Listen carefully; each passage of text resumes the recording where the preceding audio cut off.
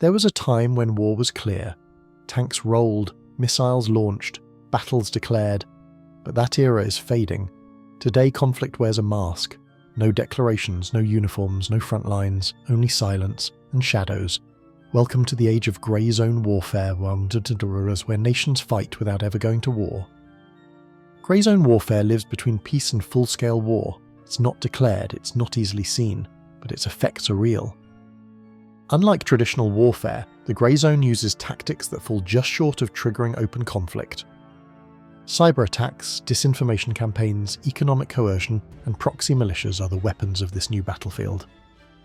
There are no flags raised or shots fired on national TV, only manipulated perceptions and covert actions. It's warfare without borders, without soldiers, and sometimes without anyone realizing it's happening. The goal? Influence, disrupt, destabilize, all while staying under the radar of traditional military response. It's not new, but the tools are more advanced than ever, and the risks much, much higher. Though it feels modern, grey zone tactics go back centuries. The Cold War was a masterclass in indirect conflict, espionage, propaganda, proxy wars. But back then, these moves were mostly confined to specific regions or ideological battles. Today's grey zone is global, faster, digitized, harder to detect. Russia's playbook in Ukraine started well before any tanks crossed borders: cyberattacks, disinformation and economic manipulation. China's strategy in the South China Sea, slowly building artificial islands and militarizing them, all while denying it. Iran uses proxy militias in Iraq and Syria to extend influence without direct confrontation. These examples are not random, they are deliberate applications of long-term grey zone pressure. In today's conflicts, algorithms matter more than ammunition.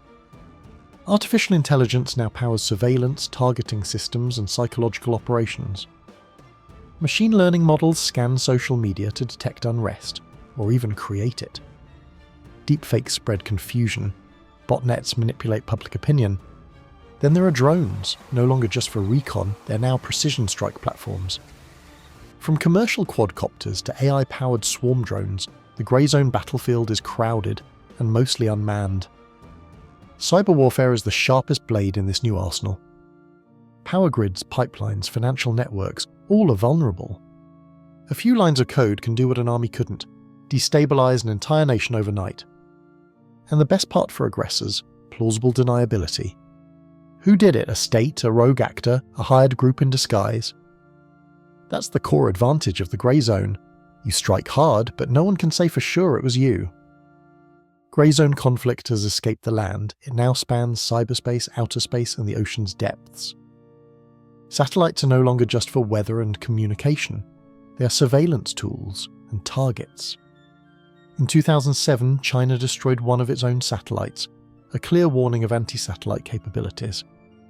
The US, Russia, and India followed suit, demonstrating their own space warfare abilities. A future war might begin with a blackout, not on Earth but in orbit. Under the sea, cable networks carry 95% of global internet traffic. These cables can be tapped, severed, or sabotaged, crippling economies without a single gunshot. Naval grey zone tactics are already visible. China's maritime militia, disguised as fishing boats, swarm disputed waters. They harass, block and ram foreign vessels, then disappear before official action can be taken. And then there's the battlefield of minds, the information space. Fake news spreads faster than bullets. Conspiracy theories erode trust. In the grey zone, controlling the narrative is just as critical as controlling territory. Your opinion and what you believe to be true can be weaponized against you. This is psychological warfare at global scale, and no one is immune. Three powers dominate the modern grey zone battlefield: China, Russia, and the United States. Let's start with China. Its strategy is long-term, methodical, and deeply rooted in unrestricted warfare. In the South China Sea, China uses Coast Guard vessels and fishing boats to expand control, without open battle.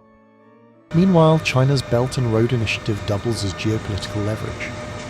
Build a port, give a loan, set a trap, and gain influence without firing a shot. China also wages an aggressive cyber campaign, targeting US infrastructure, intellectual property, and even public opinion. Now look at Russia, the grey zone veteran. Its playbook includes cyberattacks, energy blackmail, and fake news. The annexation of Crimea in 2014 wasn't a blitz, it was a stealth invasion.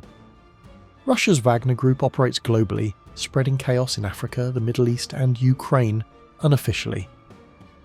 And then there's the US, still adapting to the grey zone while trying to maintain dominance.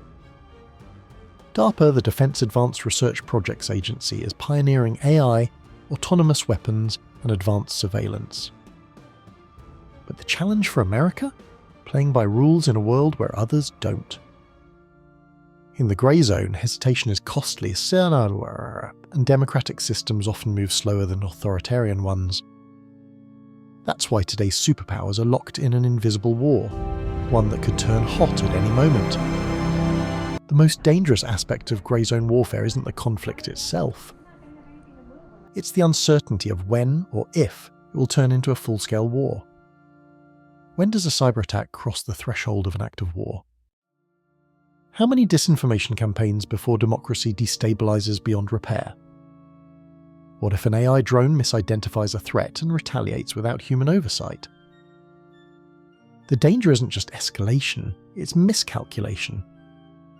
A grey zone conflict can spiral into open war before anyone realizes it's happening. Imagine a blackout in New York, a cyber attack on Taiwan, a satellite falling from orbit. Each one could trigger retaliation, even nuclear readiness. And once traditional war starts, it's harder to stop than it was to start. That's the future we risk if the rules of the grey zone remain undefined. In a hyper-connected, AI-driven world, war won't wait for formal declarations. It will be swift, strategic, and likely fought before we even know we're at war. This is why understanding the grey zone matters, is not just theory, it's tomorrow's reality. Grey zone warfare won't go away, it's not a phase, it's the new status quo. So how do we defend ourselves from threats we can't see or even prove? It begins with awareness. If people don't know they're in a conflict, they've already lost. Governments need faster, smarter response systems, not bound by outdated definitions of war. Cybersecurity must evolve from IT concern to national defense priority. And education is a weapon too. A population that can spot propaganda is harder to manipulate. But preparation isn't just about defense, it's about adaptation. AI must be ethical. Autonomous systems must have limits. The more advanced our tools, the more responsibility we carry. Because the next war may not begin with a bang. It may begin with a tweet, a glitch, or a whisper in the algorithm.